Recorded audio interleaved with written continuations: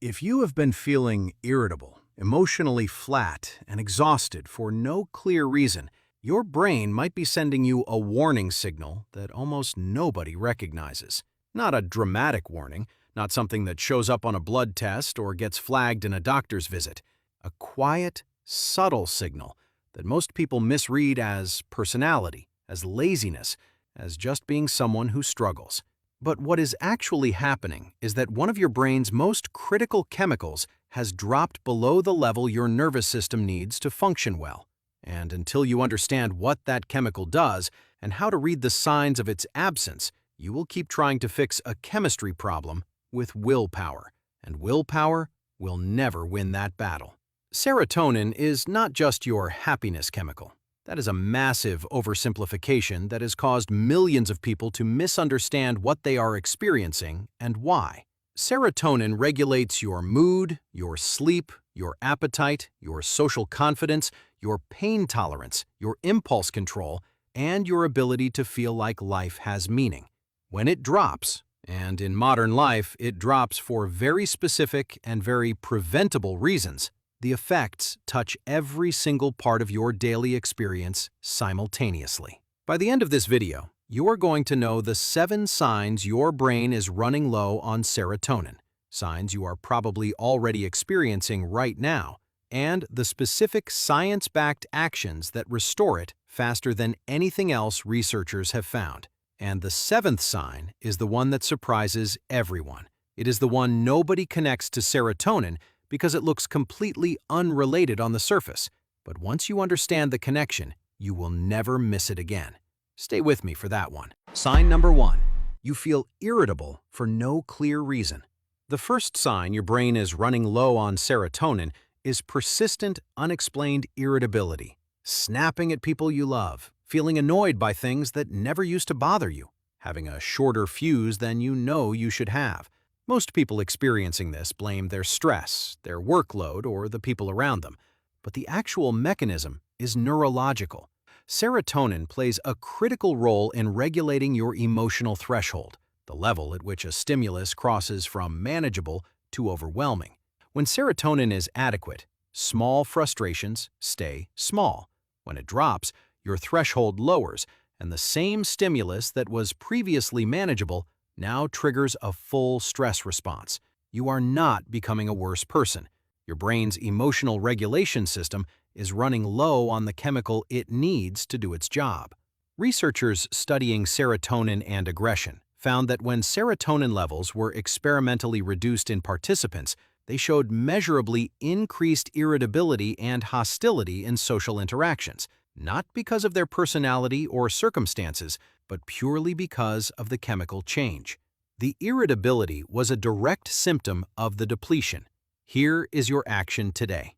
Increase your tryptophan intake at your next meal. Tryptophan is the amino acid your brain uses to manufacture serotonin, and it is found in turkey, eggs, cheese, nuts, seeds, and salmon.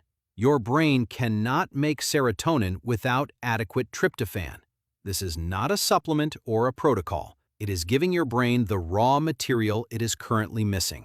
One meal with tryptophan-rich food is not a cure, but it is the most direct nutritional input you can provide to your serotonin production system today. Now, the next sign is one that most people connect to anxiety or stress, but the actual cause is almost always the same depleted chemical. And once you know what to look for, you will see it everywhere. Sign number 2. Your sleep is disrupted even when you are exhausted. The second sign is disrupted sleep, difficulty falling asleep, waking in the middle of the night for no clear reason, or sleeping for long hours and still waking up exhausted and unrefreshed. Before I explain exactly why this happens, I want to say something directly to you for just a moment. I have spent weeks researching everything in this video. Every sign, every fix, every piece of science, testing each one personally and rewriting until every word earns its place. Just real neuroscience written honestly for people who genuinely need it. The only thing that keeps this channel alive is people who find real value in what I make and choose to support it. If this video is already giving you something useful, If even one sign so far has made you think that is exactly what I have been experiencing, the Buy Me a Coffee link is in the description below. One coffee, that is it. Now let me show you why your sleep is being disrupted and exactly what to do about it starting tonight. The connection between serotonin and sleep is more direct than most people realize. Serotonin is the precursor to melatonin, your sleep hormone. Your brain converts serotonin into melatonin in the evening as part of its preparation for sleep. When serotonin levels are low, your brain does not have enough raw material to produce adequate melatonin. The result is a sleep system that cannot fully activate, leaving you lying awake when you are exhausted or cycling through light sleep without ever reaching the deep restorative stages your brain needs to repair itself. Here is the crazy part. Low serotonin disrupts sleep, and disrupted sleep further depletes serotonin. Because the majority of your serotonin restoration happens during deep sleep stages. When those stages are compromised, your serotonin recovery is compromised with them. This is why chronic poor sleep and chronic low mood so often travel together. They are feeding each other in a cycle that gets harder to break the longer it runs. Here is your action today. Expose yourself to natural outdoor light within the first 10 minutes of waking. Sunlight exposure in the morning directly stimulates serotonin production through your retinal photoreceptors and simultaneously anchors your circadian rhythm, which regulates the timing and quality of your melatonin production in the evening. This single morning action addresses both the serotonin deficit and the disrupted sleep simultaneously by working with your brain's existing light sensitivity system rather than trying to override it. Sign number 3. You have stopped enjoying things you used to love. The third sign is what psychologists call anhedonia, a reduced ability to feel pleasure or enjoyment from activities that previously felt genuinely rewarding. Your favorite food does not taste as good. Your hobbies feel flat. Social activities feel like obligations rather than enjoyments. The things that used to make you genuinely happy now produce a mild, pleasant feeling at best, or nothing at all. Most people experiencing anhedonia assume they have simply outgrown their interests, or that they need new experiences to feel excited again. But the actual mechanism is neurochemical. Serotonin plays a critical role in your brain's ability to fully register and savor positive experiences. It is not the initial pleasure signal, that is primarily dopamine, but it is the system that allows the pleasure signal to fully land and persist rather than fading almost immediately.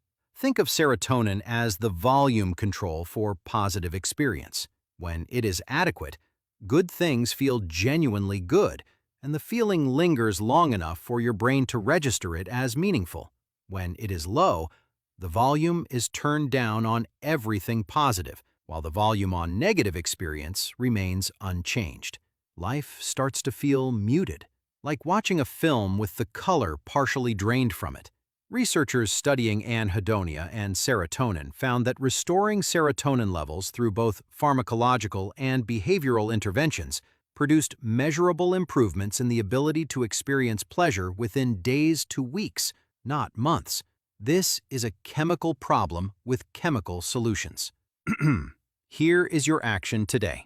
Do one thing that has historically produced genuine enjoyment for you, even if you do not feel like it, and even if you expect it to feel flat.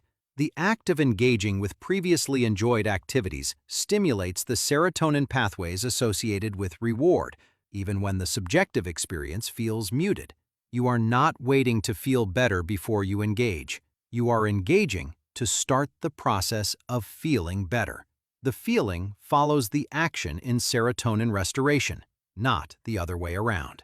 Now, the next sign is one that most people have never connected to serotonin at all, but the research behind it is some of the most fascinating neuroscience on this topic that exists.